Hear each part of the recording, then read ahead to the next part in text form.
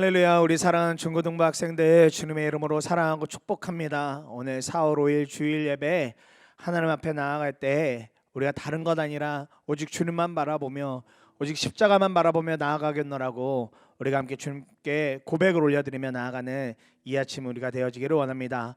하나님 앞에 온전한 찬양, 온전한 경배를 올려드리며 나아갑시다.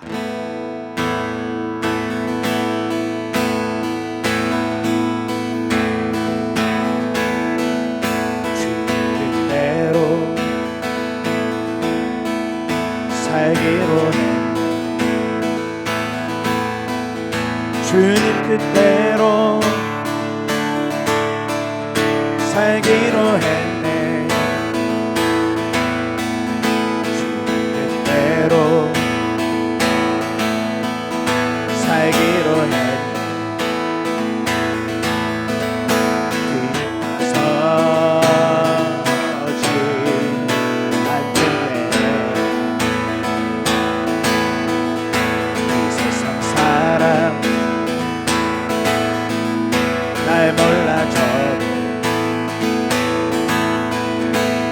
세상 사람 날 몰라줘도 아멘.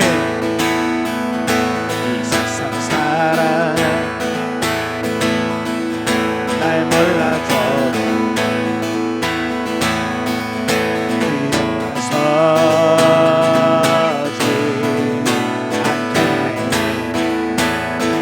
뒤돌아서지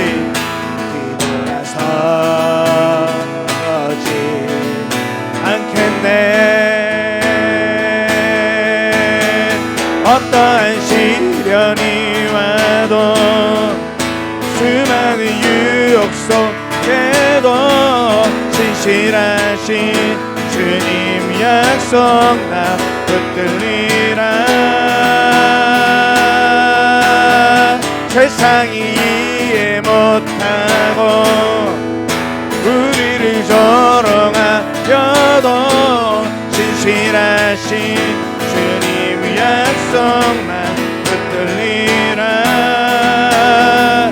돌아서지 않으리. 아멘. 세상 지고 십자가 보내 세상 등지고 십자가 보내 아멘. 세상 지고 십자가 보내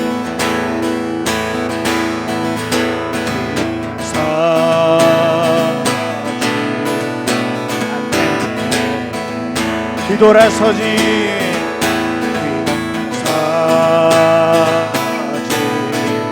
않겠네. 어떠한 시련이 와도 수많은 유혹 속에도 진실하신 주님 약속 나 붙들리라. 세상이 이해 못하고 우리를 조롱하여도 진실하신 주님 약속만 붙들리라. 어떠한 시련이 와도 수많은 유혹 속에도 진실하신 주님 약속 나 붙들리라. 세상이 이해 못하고 우리를 조롱하여도 진실하신 주님 약속 나 붙들리라. 한 번 더 어떤 시련이 와도 수많은 유혹 속에도 진실하신 주님 약속 나 붙들리라. 세상이 이해 못하고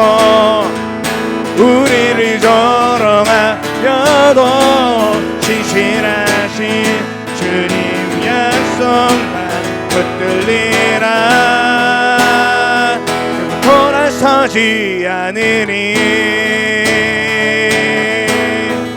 아멘.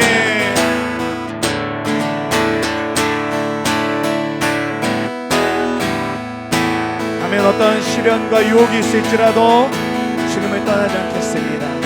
주님의 십자가 안에 능력이 있습니다. 주님의 십자가 안에 모든 능력이 있습니다.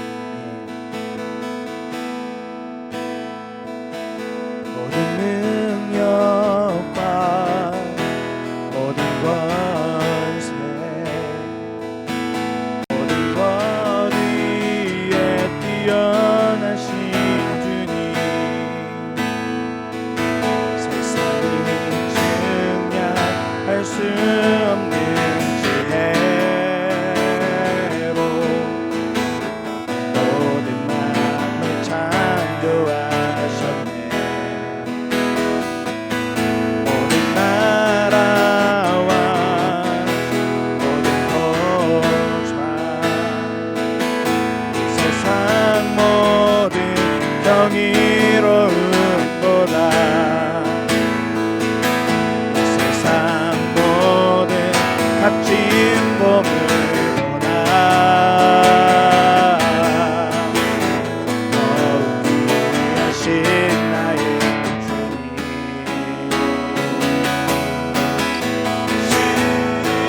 십자가 고통당하사 버림받고 외면당하셨네. 짓밟힌 장미꽃처럼 나를 위해 죽으셨네. 나의 주,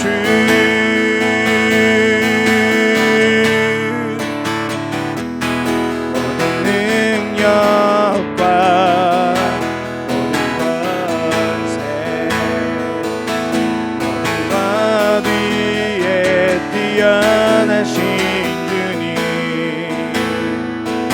세상이 증량할 수 없는 지혜로 모든 마음을 창조하셨네. 모든 나라와 모든 고좌 세상 모든 경이로움보다 세상 모든 값진 보물보다 더욱 귀하신 나의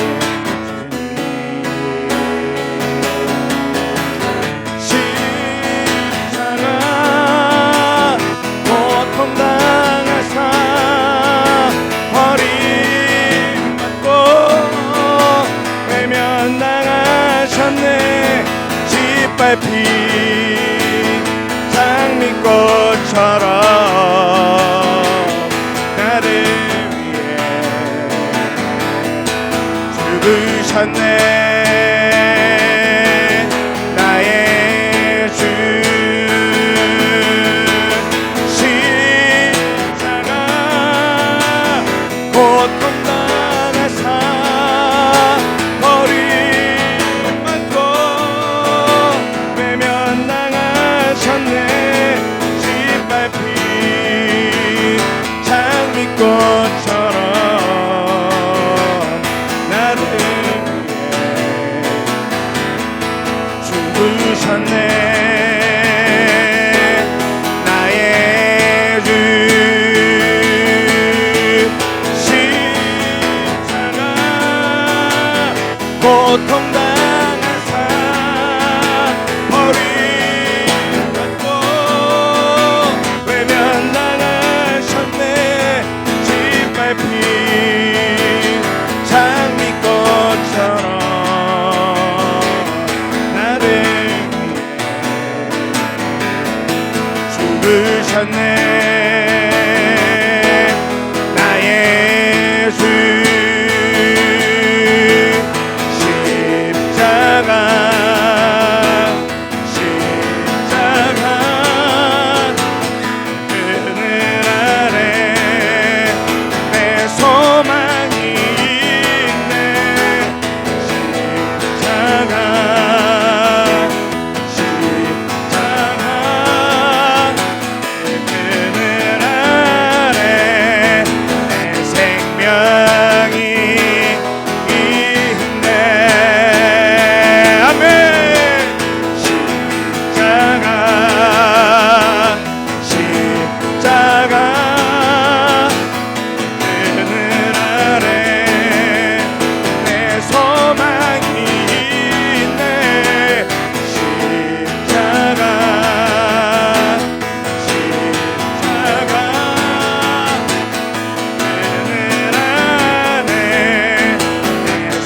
생명이 있네. 여러분의 목소리로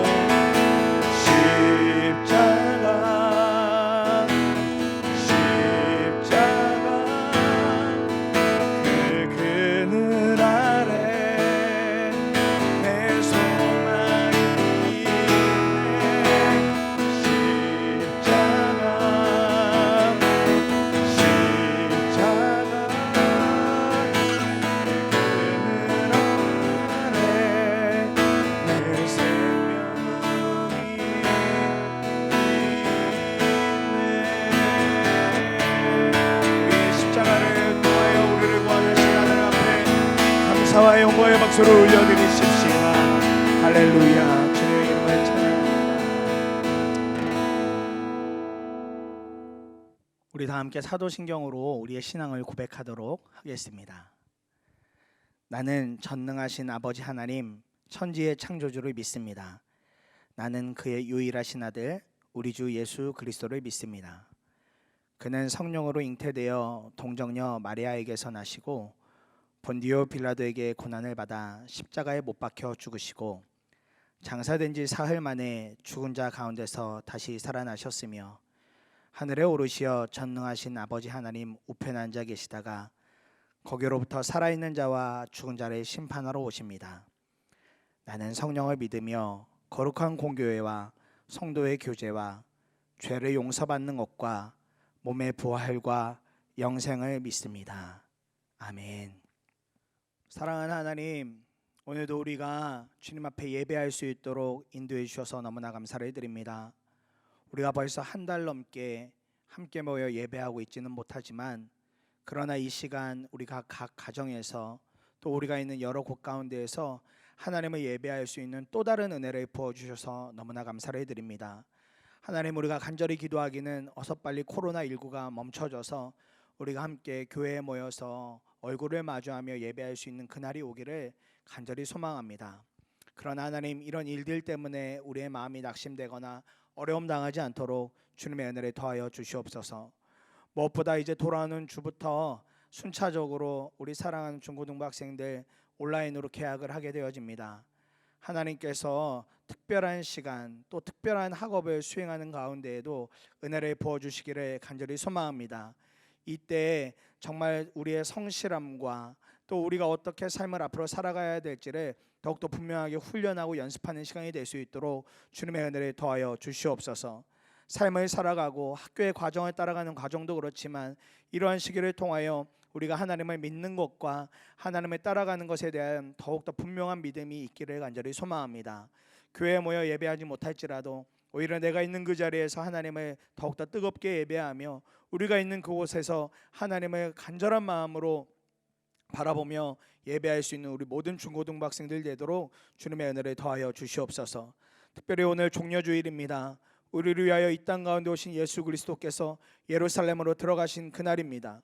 우리에게 정말 왕으로 자정하신 그날을 우리가 기억합니다.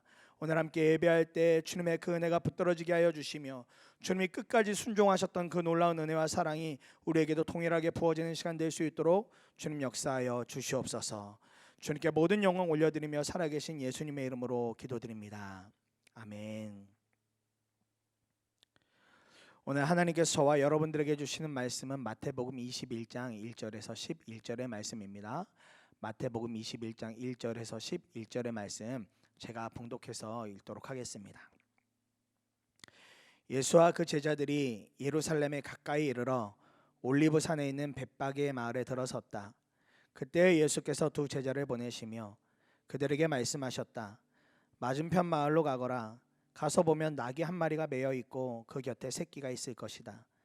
풀어서 나에게로 끌고 오너라. 누가 너에게 무슨 말을 하거든 주님께서 쓰려고 하십니다 하고 말하여라. 그리하면 곧 내어줄 것이다. 이것은 예언자를 시켜서 하신 말씀을 이루시려는 것이었다. 시온의 딸에게 말하여 보아라. 내 임금이 내게로 오신다. 그는 온유하시어 나귀를 타셨으니 어린 나귀 곧 멍에 매는 짐승의 새끼다. 제자들이 가서 예수께서 지시하신 대로 어미 나귀와 새끼 나귀를 끌어다가 그 위에 겉옷을 얹으니 예수께서 올라타셨다. 큰 무리가 자기들의 겉옷을 길에다가 폈으며 다른 사람들은 나무가지를 꺾어다가 길에 깔았다. 그리고 앞에 서서 가는 무리와 뒤따라오는 무리가 외쳤다. 호산나 다윗의 자손께 복되시다. 주님의 이름으로 오시는 분 더없이 높은 곳에서 호산나. 예수께서 예루살렘에 들어가셨을 때에 온 도시가 들떠서 물었다. 이 사람이 누구냐? 사람들은 그가 갈릴리 나사렛에서 나신 예언자 예수라고 말하였다. 아멘. 하나님 말씀입니다. 우리 사랑하는 중고등부 학생들 잘 지내고 있겠죠? 정말 많이 보고 싶습니다. 벌써 우리가 얼굴을 마주한 게 한 달도 이제 훌쩍 넘어갔습니다. 때마침 들려오는 소식 보니 이제 여러분들 온라인 계약을 한다고 하는데 이 일이 여러분들에게 또 특별한 도전이며 특별한 시간이 되겠다 싶습니다. 여러분들 한번 삶에 있어서도 성실함으로, 또 여러분들 학교에 비록 가지는 못하지만 여러분이 있는 그 가정에서 성실함으로 공부하며 또 하나님이 여러분들에게 맡겨주신 사명들을 기쁨으로 잘 감당할 수 있기를 간절한 마음으로 축복합니다. 우리가 교회를 다니면서 순종하자라고 말하면 이거 여간 부담스러운 말 아니죠. 순종에 대한 이야기 참 많이 듣고 순종해야 된다는 것도 우리가 너무 잘 알고 있지만 막상 우리가 순종하자, 순종해야 돼라고 이야기하면 그게 참 많이 부담스럽고 어려울 때가 있습니다. 무엇보다 순종이 어떤 것이냐에 따라서 이게 부담스럽기도 하고 덜 부담스럽기도 하고 여러 차등이 있는 것을 보게 되어집니다. 근데 순종은요, 아주 간단한 개념 안에서, 가벼운 느낌 안에서 이런 일이 될 수 있겠죠. 부모님이나 선생님이 여러분에게 어떤 심부름을 시켰다고 생각해 봅시다.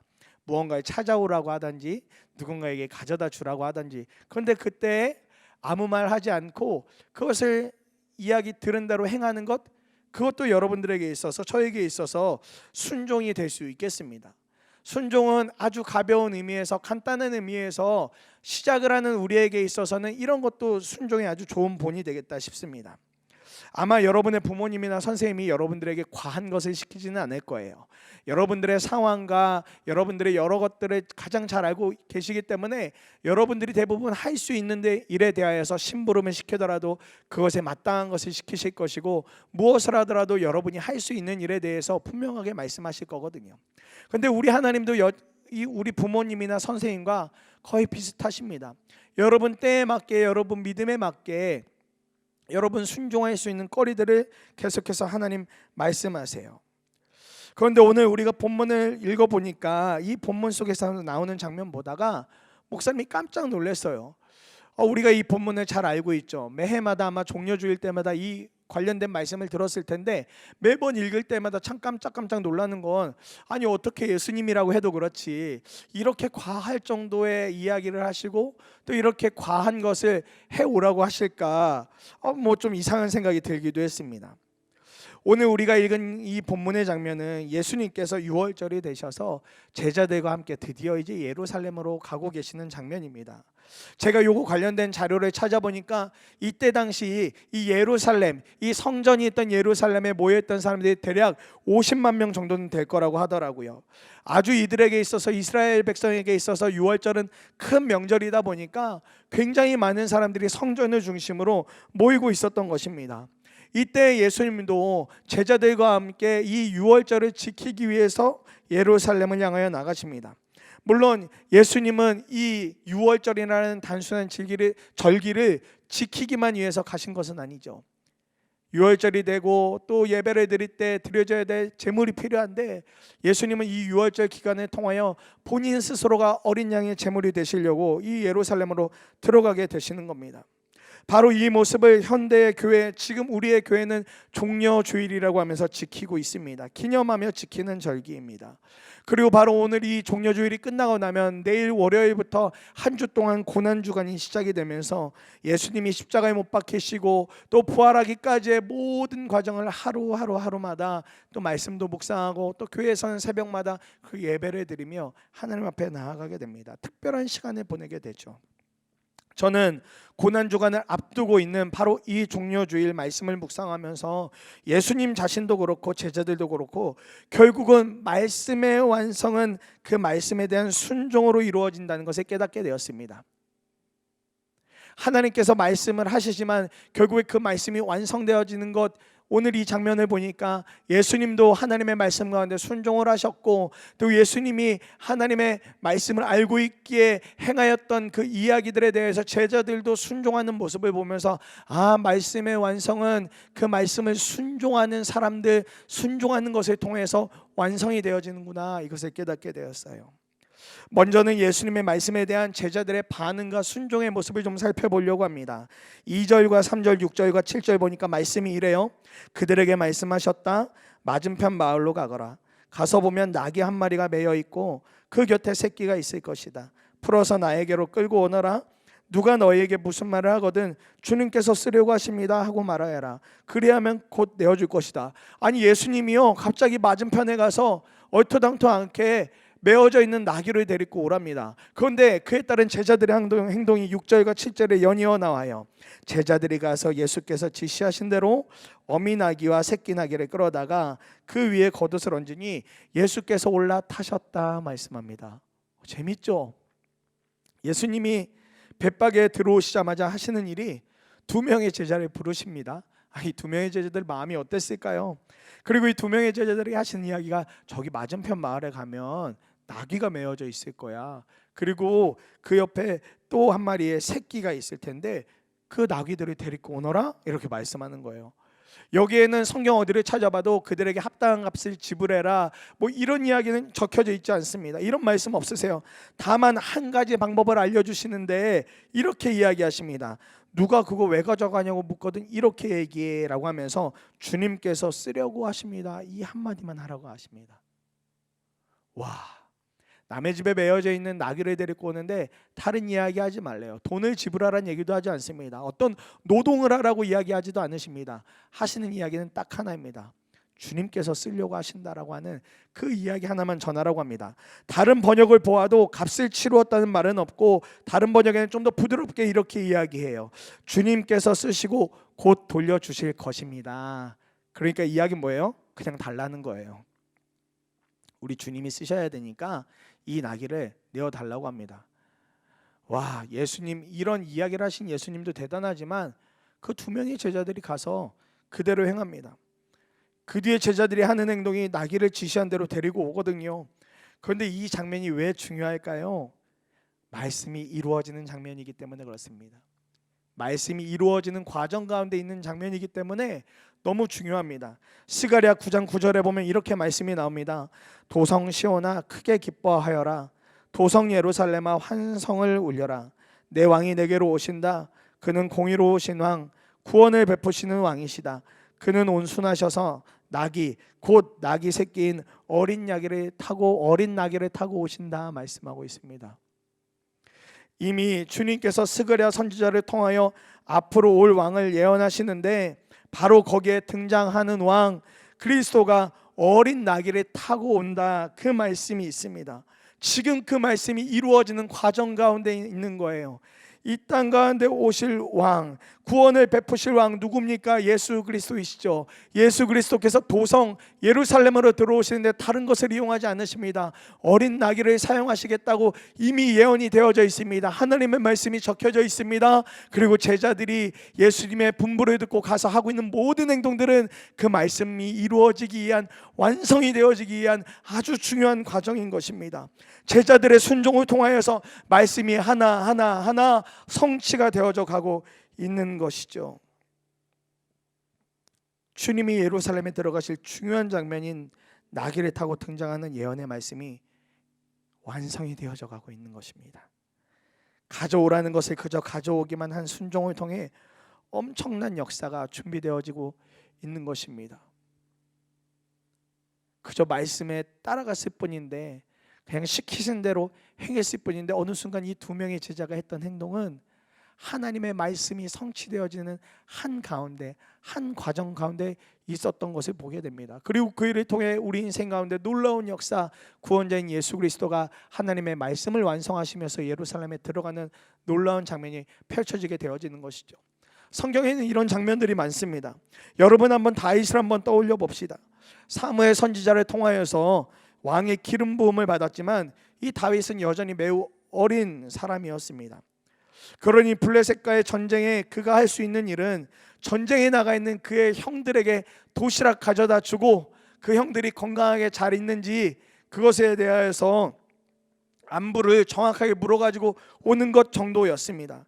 이때만 해도 키도 작고 어린아이가 할 수 있는 일이라고는 이게 전부였어요. 그냥 밥 갖다 주는 거, 밥 갖다 주면서 형들이 잘 있네 라고 하는 증서, 그런 증표를 받아오는 것. 아버지였던 이새도 딱 거기까지만 바랬습니다. 아유, 다윗이 할 수 있는 일이 뭐가 있겠어. 형들에게 밥 갖다 주고 잘 우리 자녀들이 있다는 증표만 받아오면 되지. 그거 한 가지만 바라고 아들 다윗이 그곳으로 이새가 보냈죠. 이때까지만 해도 말이죠.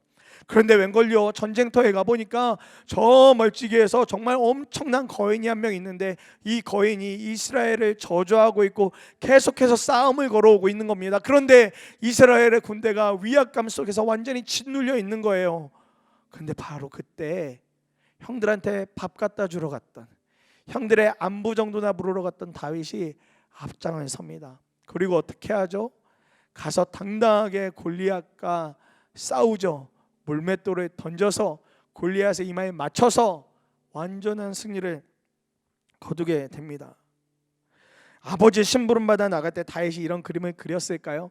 다윗 자신도 그렇고 다윗의 가족들도 그렇고 그 어느 누구도 이런 역사가 일어날 거라고 생각지도 못했을 것입니다. 그런데 한 분은 아셨겠죠. 하나님이십니다. 하나님이 너무나 연약한 다윗의 모습이지만 그 연약한 사람을 이곳까지 보내셨습니다. 그리고 그 사람을 통해서 이스라엘의 승리를 보여주셨습니다. 다윗은 아버지의 이야기 듣고 도시락만 갖다 주러 간 사람 같지만 사실 그 모든 과정 속에서 거부하지 않고 그냥 시키신 그대로, 그것이 사람의 말일지라도 시키신 그대로 순종하며 나아갔을 때 놀라운 역사의 큰 한 페이지, 그로부터 다윗의 인생이 달라지는 놀라운 경험을 하게 되어졌습니다. 하나님이 기름 부으실 만한 사람이었고 그렇게 하나님 편에 서서 싸울 줄 아는 한 사람이 역사 속에 등장하게 된 것입니다. 재미있는 상상이지만 만일 다윗이 그때 아버지의 명을 듣고 그것은 위험하니까 싫어요, 갈 수가 없겠어요, 아니면 도시락 전해주지 않고 다른 길로 빠졌다면 어땠을까요? 아마 지금 우리가 생각하는 다윗은 성경에도 그 어디에도 없었을 것입니다. 물론 저 혼자만의 상상이에요. 저 혼자 이 말씀 묵상하다가 해본 상상입니다. 작은 일에 대한 순종하다가 하나님 보실 때에는 굉장히 큰 순종이 될 수 있습니다. 그리고 그런 작은 순종 하나하나를 하나님이 사용하셔서 하나님의 역사를 만들어 가세요. 작은 것 같지만 그 순종 하나가 어느 순간 시간이 지나고 때가 지나고 났을 때 보면 그것이 하나님의 역사를 이루어가는 놀라운 것으로 쓰임받는 경우들을 보게 됩니다. 제자들이 나귀를 데려오는 순종 하나가 완벽하게 하나님의 말씀을 완성해가는 통로가 된 것처럼 말이죠.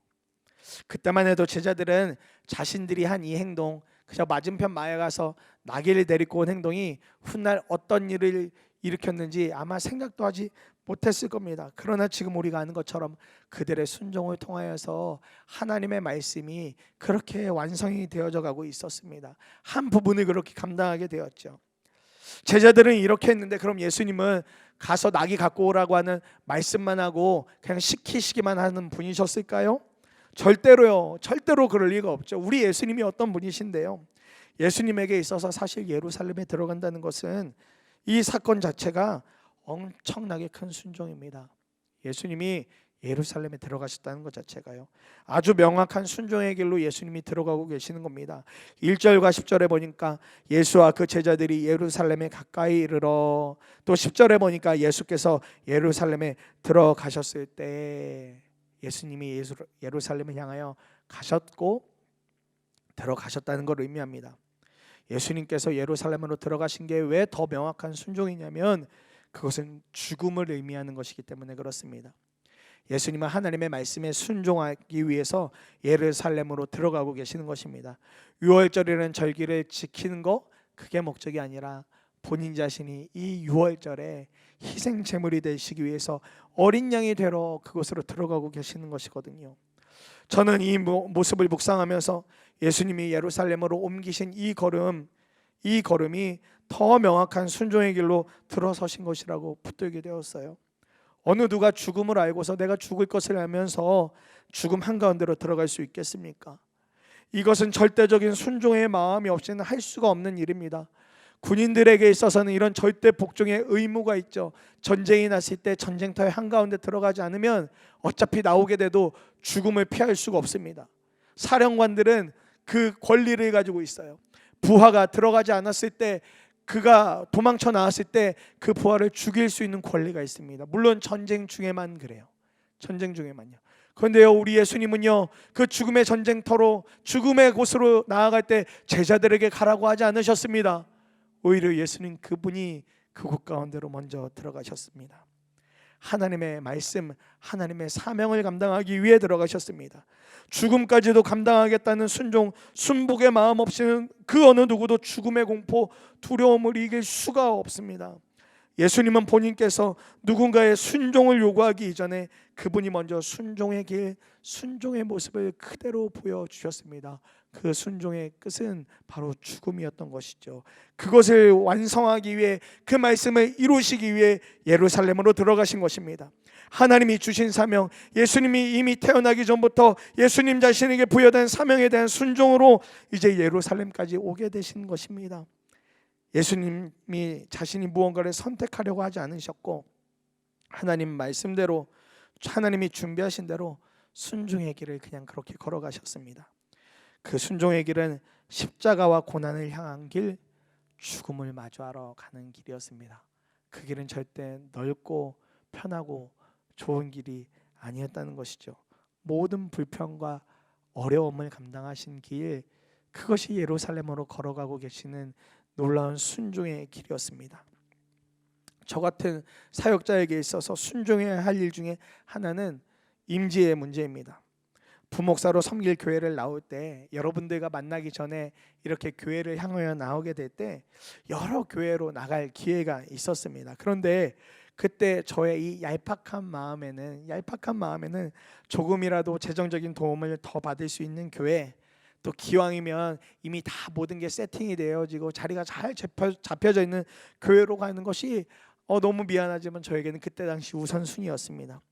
마지막에 두 곳의 교회를 놓고 많은 고민을 하다가 그제서야 기도를 해야겠다는 마음이 들었어요. 어느 분이 저에게 기도를 해라, 기도해봐야 안다라고 말씀을 해주셔서, 또 저 스스로도 기도에 대한 갈증이 생겨서 기도하는데 하나님께서 딱 한 가지 말씀을 기억나게 해주셨어요. 시편 23편 4절의 말씀인데, 말씀이 이렇습니다. 내가 사망의 음침한 골짜기를 걸어갈지라도 해를 두려워하지 않을 것은 주께서 나와 함께 하심이라. 이 말씀이 붙들어졌어요. 사망의 골짜기, 어두움의 길, 어려움의 길, 그 길을 걸어갈지라도 해를 입지 않을 거야, 어려움 당하지 않을 거야. 왜냐면 주님이 함께하고 계시니까. 이 말씀이 목사님 마음 안에 탁 들어왔어요. 그러니까 더 고민할 게 없는 거죠. 예, 주님, 이제 정말 순종해 보겠습니다. 순종하겠습니다. 다윗이 올려드렸던 그 고백을 똑같이 저도 올려드리니까 고민이 끝났습니다. 제 생각에 좋고 편한 길이 아니라 주님의 순리에 맞춰서 가는 길이 가장 좋은 길임을 믿으니 소명을 가지고 지금 여러분을 만날 수 있는 교회로 오게 되어진 것입니다. 그리고 개인적으로 어떤 어려움이나 고민이 있을 때마다 시편의 이 23편 4절의 말씀은 저의 방향을 정해주고 마음을 새롭게 해주는 말씀이 되었습니다. 겨우 그 말씀 하나에 순종했을 뿐인데 지금은 하나님께서 날마다 부어주시는 은혜로 하루하루를 정말 기쁨으로 살아가고 있습니다. 사랑하는 여러분, 예수님은 죽음이라는 순종을 통하여 우리에게 구원이라는 말씀의 완성을 이루셨습니다. 저와 여러분은 그걸 믿으며 살아가는 사람들이죠. 예수님이 나를 위해 십자가에 못 박혀 돌아가신 일, 그 일을 통하여, 그 보혈의 은혜를 통하여 나를 구원해 주신 일, 그걸 믿으며 살아가는 사람들이 저와 여러분들입니다. 우리에게 구원자로 오신 주님이 말씀을 완성하셨습니다. 우리는 이제 그것을 단순히 믿고 따라가기만 하면 되는 사람들입니다. 그 말씀을 주님 혼자 완성하지 않으세요. 하나님의 말씀이 완성되어질 때 그 말씀은 하나님 독단적으로 완성해 가지 않으십니다. 비천한 우리의 순종도 사용해 주시더라고요. 아무것도 아닌 존재 같은 우리의 순종을 사용하셔서 이루어 가십니다. 우리가 뭐라고 이런 혜택, 이런 은혜를 주실까요? 하나님을 믿고 있다는 사실만 우리가 알아도 우리는 지금 말씀의 완성을 이루는 일에 쓰임받고 있는 중입니다. 여기서 믿음으로 작은 순종이라도 한 번만 움직여 보면 우리의 순종을 통해 훗날 말씀의 완성이 어떻게 이루어졌는가, 우리 삶 가운데서는 과연 그 말씀이 어떻게 영향력을 미쳤는가, 그 기쁨을 누리게 될 줄 믿습니다. 목사님이 오늘 말씀 이렇게 준비하다가 찬양하다가 생각났어요. 하나님이 참 여러분들을 사랑하십니다. 우리가 교회에 모이지 못하고 있어 참 답답하지만 그럼에도 하나님은 우리를 사랑하시고, 우리가 너무나 죄 많은 사람이고 죽을 수밖에 없던 사람들이었지만 그럼에도 불구하고 하나님이 우리를 사랑하셨다. 그런데 우리는 그것을 잊어먹기도 하더라라는 가사를 가진 찬양인데, 아 맞다라는 찬양입니다. 아주 짧은 찬양인데 이 찬양 잠깐 듣고 목사님 기도하고 오늘 예배를 마치면 좋겠습니다. 함께 눈으로 찬양의 가사 나오진 않지만 한번 이 시간에 눈을 감고 찬양의 가사를 좀 음미하면서 함께 찬양 들어보면 좋겠습니다.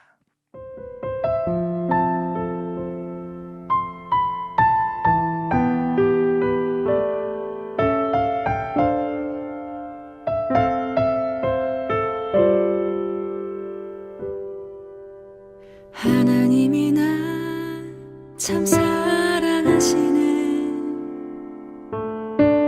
하나님이 날 참 사랑하시네. 하나님이 날 참 사랑하시네. 하나님이 날 참 사랑하시네. 세월에 묻혀 또 현실에 갇혀 잊고 살다가도 그냥 살다가도 어느 날 문득 생각해보면 하나님이 날 참 사랑하시네.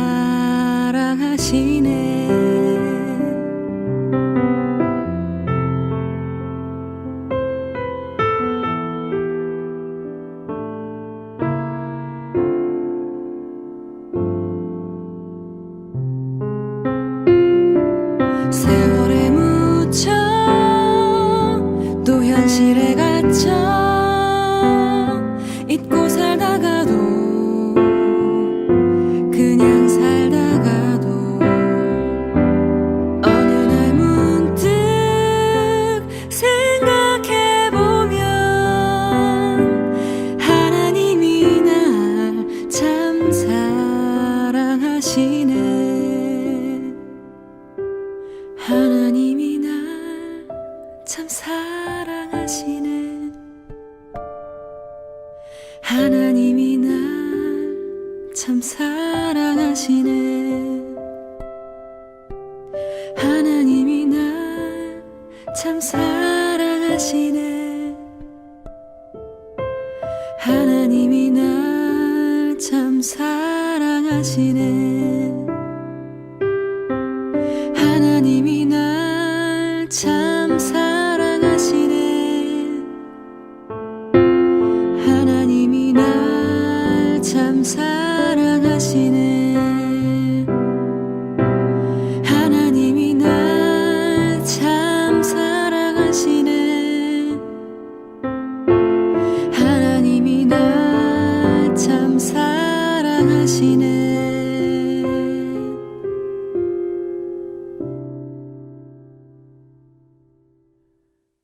하나님이 여러분들을 정말 많이 사랑하세요. 여러분들을 사랑하신다는 증거가 예수 그리스도를 이 땅에 보내주신 겁니다. 오늘 종려주일입니다.